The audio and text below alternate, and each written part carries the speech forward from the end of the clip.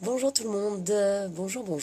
Je vous prends juste avant un coaching que je dois faire parce que j'ai remarqué pas mal de réactions sur cette semaine où on parlait de la peur de passer à l'action, à côté de quoi vous étiez passé dans votre vie par la peur de passer à l'action. Et donc, beaucoup disent à côté de plein de choses. Mais si vous vous en rendez compte, qu'est-ce qui continue de vous bloquer actuellement, à l'instant T? Certains ont dit c'était avant, donc ils s'en sont rendus compte et ils ont agi justement pour arrêter. Et d'autres se rendent compte, ils sont dans cette réalité de manque de passage à l'action, ils sont dans cette spirale, mais ils avancent pas. Et parfois, je reçois en Messenger, j'arrive plus à avancer, je vais trop mal, rien ne va, ça va pas. Ok, ok, bon. Et ok, maintenant que la constatation est faite que tu vas mal et que ça va pas, qu'est-ce qu'on fait? Qu'est-ce qu'on fait? Parce que cette constatation-là, elle sert à quoi? Si vous dites à quelqu'un, je vais trop mal, ça va pas, mais que toutes les propositions qu'on va vous faire, vous allez les refuser en bloc parce que vous allez trop mal et ça va pas, on n'avancera pas. Et vous resterez dans votre triangle de Karpman en mode victime, et cette personne, soit elle va s'épuiser à essayer de vous sauver, soit elle va se transformer en bourreau en vous laissant tomber parce que ça va l'énerver que vous restiez en mode victime. Donc, comment faire avec des gens qui disent ça? Soit on ne répond pas et on les laisse sortir tout seuls de leur mode victime, soit on les encourage à passer à l'action en leur montrant juste que on est là en cas de problème, mais par contre on va pas faire à leur place. C'est-à-dire que si vous vous enfermez dans votre propre spirale de non-passage à l'action, vous vous mettez des murs qui ont la hauteur que vous leur offrez. Si vous décidez de passer à l'action, vos murs seront plus bas et plus petits. Mais ça vient de vous. Si toute la journée vous dites je vais pas bien, je vais pas bien, je vais pas bien, je vais pas bien, je vais pas bien, ben ouais, vous allez pas bien et vous continuerez d'aller pas bien parce que vous êtes convaincu que vous allez pas bien. Et si toute la journée vous allez dire ben je vais passer à l'action, je vais passer à l'action, je vais passer à l'action, je vais passer à l'action, je vais faire quelque chose et je vais agir parce que c'est pas que l'intellectualisation, ben à ce moment-là vous arriverez à faire et vous agirez. Mais se lamenter toute la journée en restant dans ce confort de lamentation, parce que c'est un peu ça qu'on recherche dans la lamentation, ça ne vous fera pas avancer.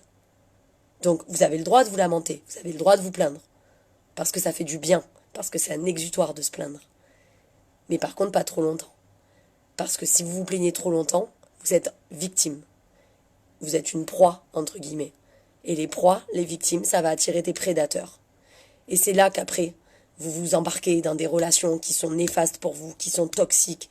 Combien de fois j'ai entendu des femmes ou des hommes dire j'étais avec des pervers narcissiques. Alors, entre parenthèses, le pervers narcissique, c'est la grande mode en ce moment. C'est une pathologie, il n'y a que 2% de la population qui sont touchés. Alors, à moins de se mettre devant l'entrée d'un hôpital psychiatrique et de tous les choper là, c'est peu probable que vous tombiez sur 10 pervers narcissiques dans votre vie. C'est 2% de la population, entendons-nous bien. Donc ça, c'était la petite parenthèse, je la referme. Ce que je veux vous dire par là, c'est que plus vous allez vous mettre en mode victime, vous allez dire oui, j'ai été proie à cette personne, etc., plus vous allez penser que vous méritez que ça, et vous allez attirer des prédateurs, entre guillemets, c'est-à-dire des gens qui vont profiter de vous, des gens qui vont abuser de vous. Et à l'inverse, plus vous allez vous dire je mérite mieux, moi je suis un battant, je suis un guerrier, je suis un warrior, c'est bon, ça suffit, je passe à l'action, et je sais ce que je veux, et je mets les points sur les i, et je prends ce que je veux, et là, vous allez attirer les gens que vous méritez. Je sais que c'est dur. Soit vous le faites seul, soit si vous voyez que ça fait trop longtemps que ça dure et que vous êtes seul, vous vous faites aider. Parce qu'il n'y a rien de pire que de perdre du temps à faire les choses seul et à rester dans sa réalité. Et je vais finir sur une métaphore que je vais prendre et que je vais vous expliquer. Prenez l'exemple du cheval qui a les œillères et qui court dans son couloir. Le cheval, il court, mais il court dans sa réalité. Il n'y a qu'un couloir parce qu'il a les œillères, il doit gagner la course et il court. Imaginez que ce couloir, c'est le couloir de votre vie.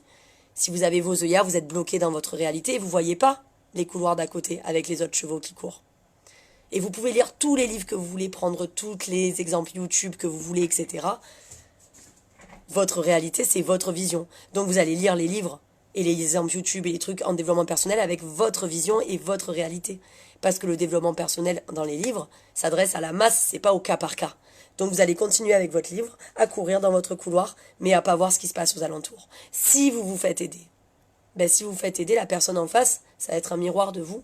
Elle va dire, mais attends, là t'as des œillères, enlève-les tes œillères. Regarde, il se passe des trucs aux alentours. Ah ouais, en fait, j'ai un champ de vision beaucoup plus large. Vous voyez? C'est pour ça. J'aime beaucoup la métaphore du cheval qui court dans son couloir de course. Parce que c'est vraiment parlant et marquant. Et je vous invite à faire un petit cœur ou à mettre un pouce en l'air si ça vous parle aussi à vous. Voilà, c'était mon petit live du matin. Je file en coaching. J'ai déjà 3 minutes de retard. Je vous souhaite un très beau week-end. N'oubliez pas de dire bonne fête aux mamans pour demain. Et je vous dis bisous à tout le monde. Et n'hésitez pas à marquer un petit coucou et hashtag replay si vous avez vu la vidéo en replay. Je vous embrasse. Ciao.